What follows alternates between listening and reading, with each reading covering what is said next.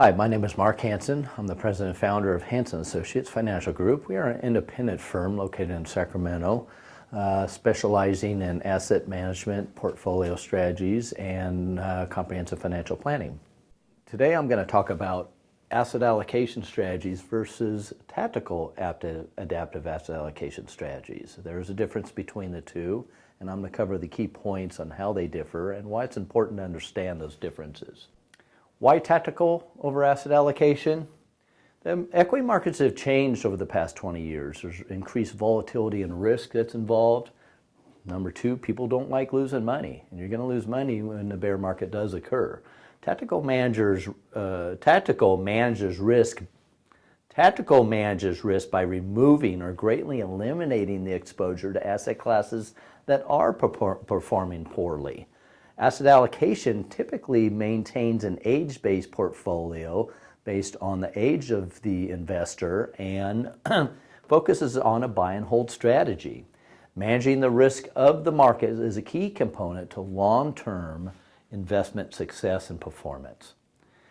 If we take a look at what's happened over the past 39 years, this gives you a good indication of what I'm talking about, increased market volatility and risk. Here's from 1980, and this is the S&P 500 to the year 2000. Basically, what we see is one long 20-year trend. There are a few little areas. Here's 1987, the market crash in 1987 on Black Monday, but you can see it's a little blip in the screen. The worst calendar year during this 20-year period was only the negative 9.73%. Okay, this rewarded that buy and hold asset allocation investor, because over 20 years it just basically had an upward trend.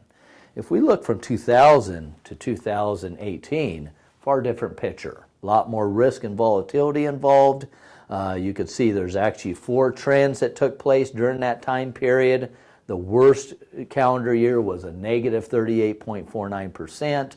This challenged buy and hold investors. I'm going to talk a little bit more about this and how that affected people. But basically, you're running through these troughs if you're holding the same asset allocation. So if we look at a traditional age-based asset allocation portfolio, this is usually what we see out there. I've been in this business 30 years, and I've used these asset allocation models for many, many years. And what I saw that really didn't work well is when there was a major downturn in the market, the buy and hold strategy wasn't always effective. We would have to run through these troughs and lose capital value because you would always maintain a certain allocation between equities and bonds. So an age 40 portfolio may have 70% in stock funds, 30% in bond funds. If you're 50, you're getting close to retirement, you're going to be a little bit more conservative, 60% equities, 40% bonds. And if you're 60, you're going to be even more conservative. So if there is a downturn in the market, you want to try to preserve your capital as best as possible.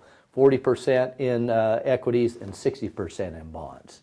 If you look at an age 50 portfolio, it is very diversified if we look at it. And we could see that out of the equity positions, you're going to have a certain amount in large cap stocks, mid cap stocks, small cap stocks, and international stocks.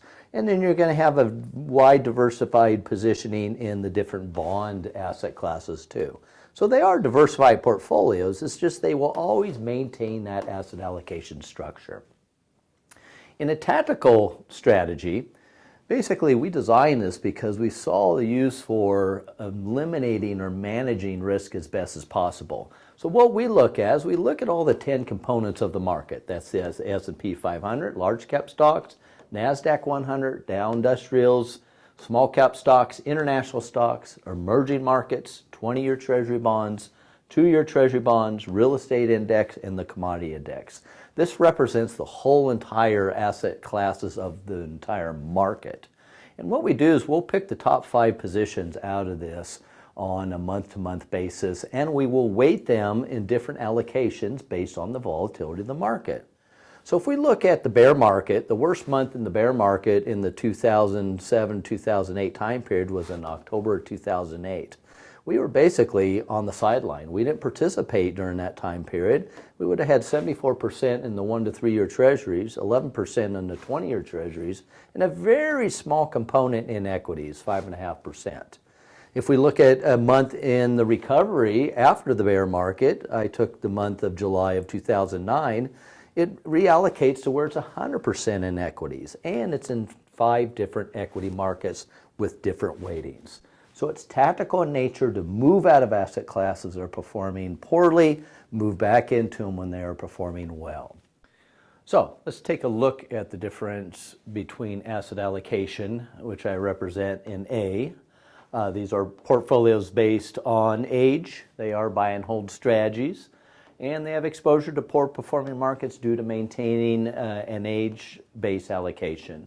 And this is a chart from 2000 to 2018. So I talked previously about the increased volatility and risks of the markets, and you could visually see that here was the first bear market, the dot-com bear market, had a run-up, and then we had the subprime crisis, and then we had another run-up. From this point here on the S&P 500, it took about almost 13 years to get back to the same point.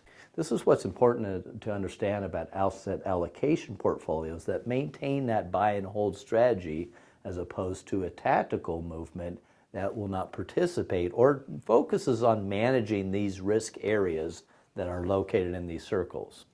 So if we look at portfolio A, which is an asset allocation strategy, it is going to ride through these troughs because it's going to maintain that certain allocation in stocks and bonds. As it goes up, it's going to run back up in valuation, and then as it goes down, it's going to ride back down, and so on, go back up. So these are the areas that it's going to buy and hold, will keep you in those positions, and it will gain value again, go down and gain value again. The problems with this a lot of times is that if you're in retirement and you're drawing income at the same time your capital value is going down, that could be detrimental to the long permanent strategy that you laid out as far as your retirement. Now B is the tactical adaptive asset allocation strategy. What we focus on is managing risk of the downside risk of the market by not participating in those weak sectors of the market. So if we look at it, it's going to act more like this. We're going to manage these risk components. These are the equity markets. Our strategy will keep us out of the equity markets and in the sideline like we saw on the last slide that I showed you. It will also rebalance on a month-to-month basis, so it keeps up with the current trending of the market. Then we go up when the market does go up because it's going to participate and it's going to seek out those strong sectors once again. When the market goes down, it's going to go back on the sidelines, and when the market goes up, it's going to participate in the upward trending of the market. So you can see the differences between the two, just not holding, buying and holding and staying in the same positions. Let's look at a time period from January of 2007 to December of 2009. This was a 3-year period. This was the last time we had a substantial bear market.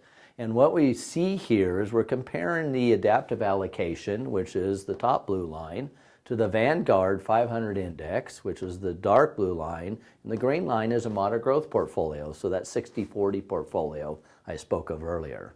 The worst month during this 3-year time period was in October 2008, and you could see how we would have been allocated. We'd have about 74% in the 1 to 3 year Treasury bonds. We'd have another 11% in the 20 plus year Treasury bonds, and a very small allocated amount in the small cap stocks, Russells.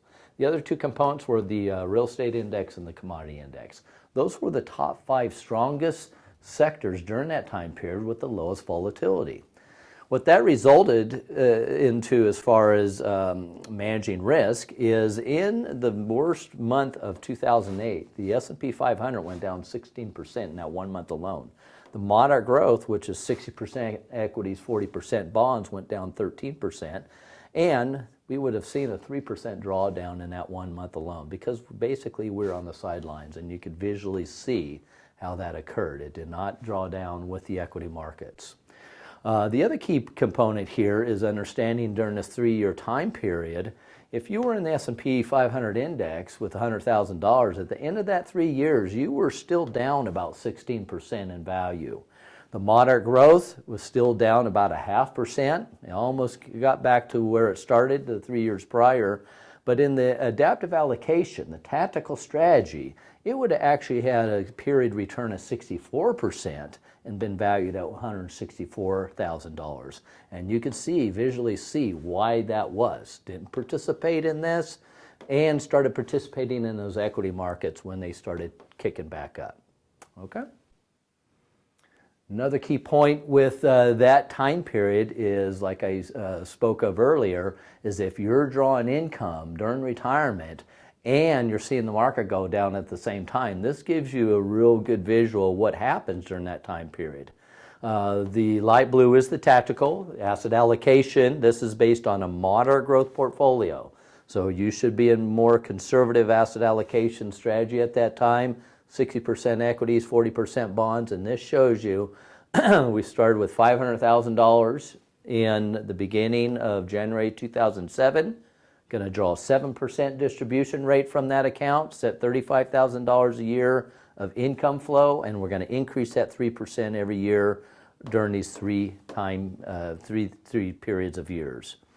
The returns are based on the back-tested results of each of these. You could see after 3 years that moderate growth portfolio not only having some devaluation due to the market, but also because you're drawing income out, is only valued at $370,000 at the end of that 3-year period.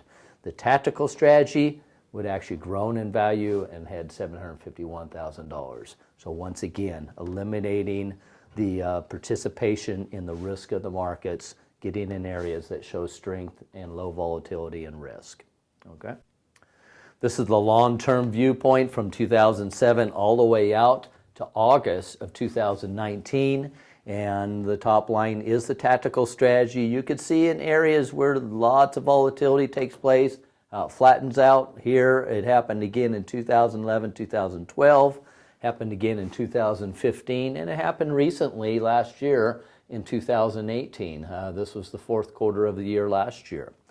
All said and done, maximum drawdowns in the S&P at one point in time in this 12-year period came down to almost 51%. The moderate growth came down as low as 37% loss.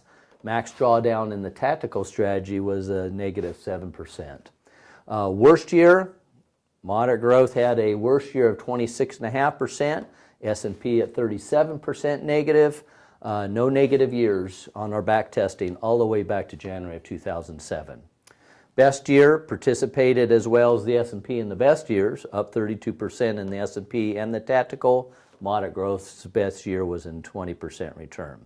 Compounded annual growth rate, 10% on the tactical, 7.6 on the S&P 500, and 5.39 on the moderate growth. So you could see how by managing those risk areas, it has a great effect on the long-term growth rate. So just to summarize, traditional asset allocation portfolios typically are based on age, maintain a static positioning, and utilize a buy and hold type of approach. Volatility and risk in the equity markets, like I showed you, has increased dramatically since 2000 over the past 20 years compared to the prior 20 years. Managing market risk through tactical asset allocation based on current market trends is very effective in preserving capital in poor performing markets while providing long-term growth potential. If you want to learn more about your situation, we offer complimentary reviews of your investment and financial plan. We make sure you're aligned in regards to your goals and objectives. You know, some of the questions you ask yourself: is your current portfolio structured to weather a future bear market? Another important question: is your long-term retirement plan aligned with your current goals and objectives?